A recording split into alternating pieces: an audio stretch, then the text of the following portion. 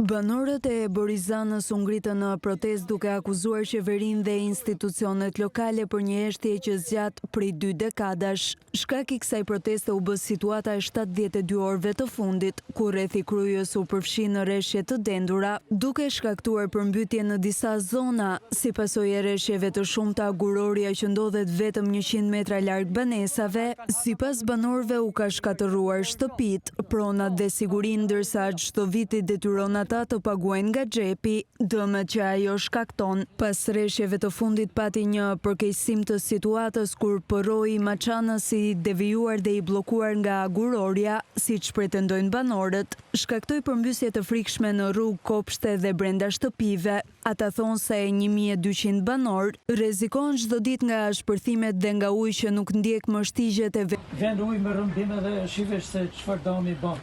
Këto jo vetëm rrugë, por na ka prish afdhijat e tokat.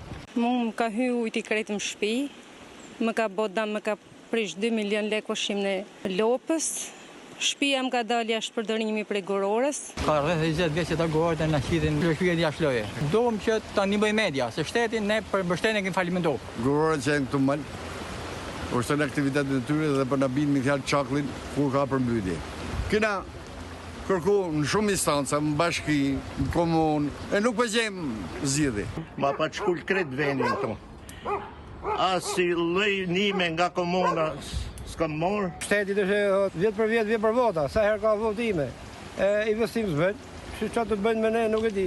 Banorët kujtojnë se në vitin 2018 Ministria e Mjedisit kishte premtuar mbylljen e aktivitetit, por vendimi nuk është zbatuar as në vitin 2025. Për ta kjo është prova më e qartë se shteti ka zgjedhur të mbrojë kompaninë e jo vetë banorët. Ata kërkojnë ndërhyrje urgjente dhe zbatim të ligjit përpara se dëmet të bëhen të pakthyeshme.